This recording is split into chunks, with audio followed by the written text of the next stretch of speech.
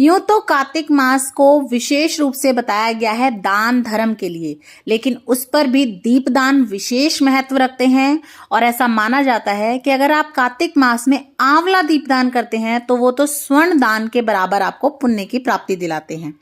आज की वीडियो में हम यही देखेंगे कि आप कार्तिक मास में आंवला दीपदान कब कर सकते हैं, कहाँ कर सकते हैं, कैसे कर सकते हैं, और दीपदान के बाद जो आंवला बच जाते हैं उनका आप क्या कर सकते हैं। तो संपूर्ण जानकारी आपको वीडियो में मिलने वाली है, इसीलिए वीडियो को बिना स्किप करे एंड तक जरूर देखिएगा। तो देखिए, सबसे पहले हमें चाहिएंगे आंवला। तो आंवला खरीदते समय आप ये ध्यान रखिएगा, हो सके आप उतने बड़े आंवला लें, क्योंकि जितने बड़े आपके आंवला होंगे उतना ही बड़ा आपका दिया होगा और उतनी ही देर तक वो जुड़ेगा। तो देखिए, इस तरह से आंवले ले लेंगे हम। आंवले आप कितने भी ले सकते हैं, 5 ले सकते हैं, 7 ले सकते हैं, 11, 21, 31, 108 या चाहें तो 1008 भी ले सकते हैं। तो अपने हिसाब से, अपने सामर्थ्य के हिसाब से आप आंवले ले लें। और जब आप आंवले लेंगे तो ऐसे आंवले देखिएगा जो ना अच्छे से बैलेंस बना रहे हों, क्योंकि जब आप इनके दिए जोड़ेंगे और उसके बाद अगर वो लुढ़क के दिया खंडित हो जाता है तो देखिए मन में भी वहम आता है और अच्छा भी नहीं रहता। तो इसीलिए आप देख के बड़े बड़े आंवले लें जो अच्छे से जो है बैठ सकें, टिक सकें। तो इस तरह से हम अपने आंवले ले लेंगे। और हो सके तो ऐसे आंवले देखिएगा जो मतलब ये देखिए कीड़ा वगैरह ना हो, खराब ना हो, साफ सुथरे अच्छे से हम आंवले ले लेंगे इस तरह से। तो मैं यहाँ पे डेमो वीडियो बना रही हूँ, इसीलिए मैं यहाँ पे सिर्फ 5 दिए ही जोड़ूंगी। आप उसके हिसाब से चाहें जितने भी दिए जोड़ सकते हैं। तो देखिए, अब हम आंवलों से इनके दिए बना लेंगे। तो देखिए, सबसे पहले आप आंवले को रख के देखिए, इसमें से एक साइड ऐसी होती है जिससे अच्छे से आंवला बैठ जाता है और एक साइड से लुढ़कता है। तो जहां से अच्छे से बैठ जाए उसके बाद ऊपर की साइड से हम इस तरह से इसे जो है काट देंगे। आपको इस तरह से इसमें गड्ढा बनाना है, एक शेप सी देनी है जिसमें जो है आप अपनी जोत लगा सकें। तो अच्छे से आप गड्ढा बना लीजिएगा और हो सके उतना गहरा गड्ढा आप बनाइएगा, क्योंकि देखिए जितना इसमें आप घी तेल जो भी भरेंगे इतनी देर ये चलेंगे और उतनी देर वो जुड़ेंगे भी। तो हमें अच्छे से इन्हें भर लेना है।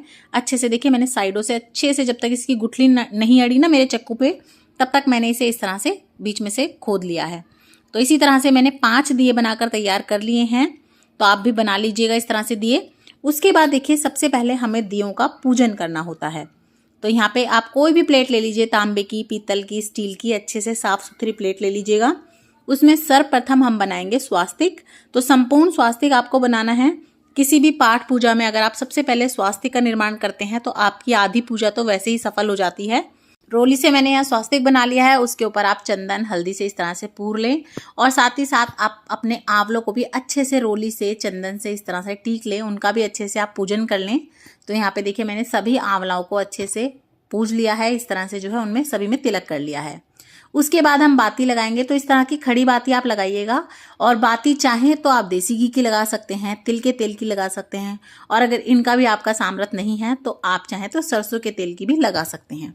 तो अच्छे से जितना हो सके घी भर सकते हैं या तेल जो भी भर सकते हैं, जितना अच्छे से भर सकते हैं आप उतने अच्छे से भर के उसके बाद अपनी बाती लगाएं। और स्पेस हो तो ऊपर से भी और डाल दें। उसके बाद थोड़े से देखिए इस तरह से तिल या चावल हम डाल देंगे। खाली दिया दान नहीं करेंगे हम।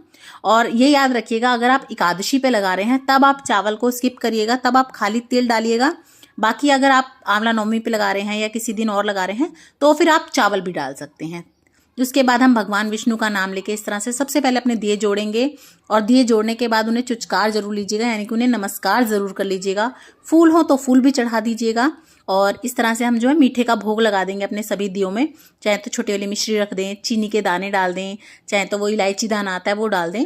उसके बाद हम अपने दियों को मिनस देंगे। तो देखिए, थोड़ा सा आप जल ले लीजिएगा अपनी चुन्नी के पल्ले में इस तरह से, और उसके बाद इस तरह से 2 बार फिरा के इस तरह से चुचकार लीजिएगा। और कार्तिक की कहानी में भी विशेष रूप से कहा गया है कि दिया जोड़ के अगर कोई उसे चुचकारता नहीं है, नमस्कार नहीं करता, तो उसका संपूर्ण फल उसे नहीं लगता है। तो इसीलिए जब भी आप कोई दिया जोड़ें तो उसे अच्छे से नमस्कार करें, उसका पूजन करें। और जब भी आप दिया जोड़ने के बाद उसे रखते हैं, या तो वो मिट्टी का जो दिया है उसमें रखा है तो भी ठीक है, नहीं तो आप नीचे जरूर से कोई जो है ना आप उसे स्थान दें। चावल का दे सकते हैं, तिल के दानों का दे सकते हैं इस तरह से, और उसके ऊपर अपना दिया रखें। फूल भी रख सकते हैं।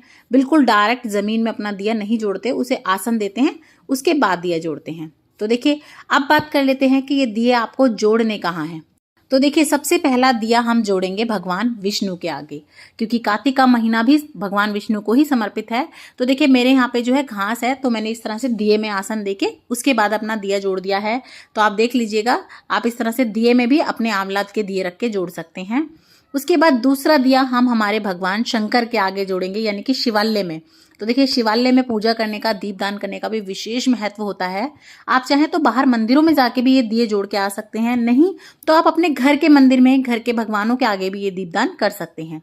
तीसरा दिया यहाँ पे मैं पथवारी माता के आगे जोड़ रही हूँ। तो देखिए एक कमेंट भी आया था, पथवारी माता क्या होती है। कार्तिक में जब हम नहाते हैं तो इस तरह से जौ बो के पथवारी बनाते हैं और इन्हीं की पूजा करते हैं। तो इनके आगे एक दिया जोड़ रही हूँ, एक तुलसा माता के आगे जोड़ रही हूँ। उसके बाद एक दीपदान हम आकाश में करेंगे। आकाश में दीपदान का भी विशेष महत्व होता है, तो आप आकाश में भी कर सकते हैं। तो देखिए 5 दिए तो ये हो गए, और अगर आप इससे ज्यादा जोड़ रहे हैं तो आप एक अपनी चौखट पे जोड़ सकते हैं, एक आप पीपल पे जोड़ के आ सकते हैं, एक आप आंवले के पेड़ में जोड़ सकते हैं, एक आप जो है बड़ के पेड़ में जोड़ सकते हैं। जितने भी देव वृक्ष होते हैं आप उनमें जोड़ दें। उसके बाद जो है आप एक चौराहे पे रख के आ सकते हैं। इस तरह से आप जो है अपने दिए बढ़ा सकते हैं। और अगर आपने अनगिनत दिए जोड़े हैं तो फिर आप दिवाली की तरह हर तरफ जो है अपने दीपदान कर सकते हैं। अच्छे से चौखट पे 5 जोड़ दें, मंदिर में चले जाएं, शिव जी के मंदिर में, हनुमान जी के मंदिर में, माता रानी के मंदिर में। फिर तो देखिए आप अपने हिसाब से बहुत सारी जगह हैं, गौशाला है, उधर भी दीपदान कर सकते हैं। तो आप देख लीजिएगा, आप इस तरह से दीपदान कर सकते हैं। या फिर आप ज्यादा जोड़ रहे हैं तो आप हर भगवान के आगे अलग से भी एक एक दिया रख सकते हैं आंवले का। जैसे शिव जी के आगे रख दिया, बजरंगबली के आगे रख दिया, लक्ष्मी गणेश के आगे रख दिया, गौ माता के आगे रख दिया। तो इस तरह से आप अपने दिए की जितनी गिनती हो उस हिसाब से बढ़ा सकते हैं। अब बात कर लेते हैं कि ये दीपदान आपको करने कब है। तो देखिए कार्तिक मास में आती है आंवला नवमी। आप उस दिन ये दीपदान कर सकते हैं, विशेष महत्व रहता है। नहीं तो आप एकादशी वाले दिन कर सकते हैं आंवला दीपदान, नहीं तो आप पूर्णमासी वाले दिन कर सकते हैं। या फिर अगर इनमें से कोई भी तिथि आपकी नहीं हुई है तो फिर आप बीच में भी किसी भी दिन कार्तिक के महीने में आंवला दीपदान कर सकते हैं, बहुत ही अच्छे रहते हैं। और या फिर आप चाहें तो फिर आप इन तीनों तिथि पे भी और बीच में भी बार बार भी कर सकते हैं। ऐसा नहीं कि आप एक बार करेंगे तो एक ही बार कर सकते हैं, आपका जिस तरह से मन करे आप उस हिसाब से कर सकते हैं। बाकी आंवला नवमी विशेष रूप से बताई जाती है आंवला दीपदान के लिए। और आप अगर एकादशी वाले दिन कर रहे हैं तब आप भूल के भी चावल मत डालिएगा, तब आप तिल ही डालिएगा। इस तरह से आप दीपदान कर सकते हैं। और एक क्वेश्चन आता है कि मैम सुबह करने हैं कि शाम को करने हैं। तो देखिए दीपदान हमेशा अंधेरे में किए जाते हैं।